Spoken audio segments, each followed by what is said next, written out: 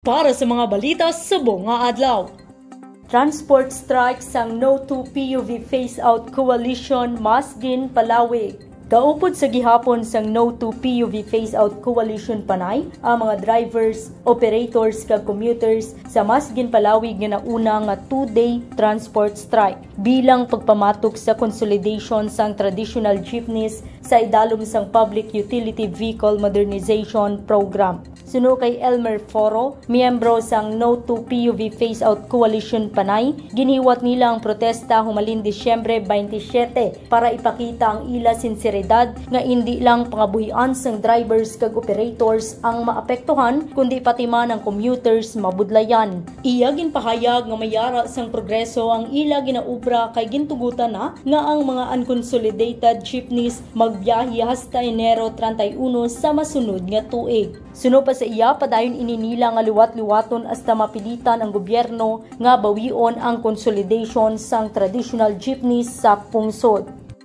Fire-free New Year ginalauman sang BFP. Nagalaom kag nagapangamuyo gid ang Bureau of Fire Protection 6 nga ma-achieve ang fire-free New Year celebration sa Western Visayas. Suno kay BFP 6 Regional Director Chief Superintendent Jerry Candido nga naghiwat sang information dissemination ang fire marshals sa publiko kung paano malikawan ang sunog sini nga bag-ong tuig. Iya man ginhambal nga luwas sa firecrackers kag fireworks pero may ginatunaan sang kalayo ang kuryente, kandila kag nilipatan patyon nga regulator sang liquefied petroleum gas. Ang labing una nga firework-related fire incident ang nalista sang BFP6 ang natabo sa Morcia Negros Occidental. Nagligad si Mana kag ginapangayo gid ni Candido nga hindi na ini masundan. Ilabi na nga nagahilapit na ang selebrasyon sang bagong tuig. Suno kay Candido, hindi gid magpalupok sa congested areas. Ilabi na sa madamo nga panimalay kag madamo sang kahilamunan ukon basurahan bangod nga posible nga mag-ibwal ang kalayo kag ini ang paghahalinan sang sunog.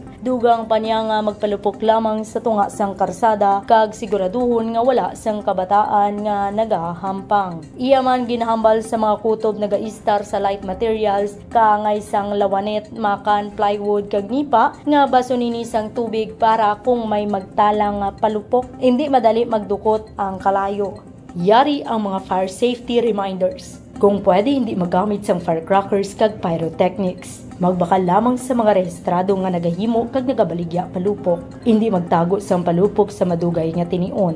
Hindi pagpauyatan o kung ihatag ang palupok sa mga bata. Hindi magpalupok malapit sa balay. Hindi magpalupok sa madamo tawo. Hindi na pagpuluton kag sindihan luwat ang mga wala naglupok nga palupok. Hindi magpalupad sang sky lanterns kay pwede inihalinan sang sunog. Para sa Panay Balita, ini si Jen Bailon, ang inyo ka-PN.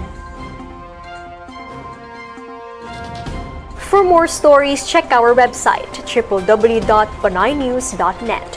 Follow us on Facebook, Instagram, and Twitter, and subscribe to our YouTube channel.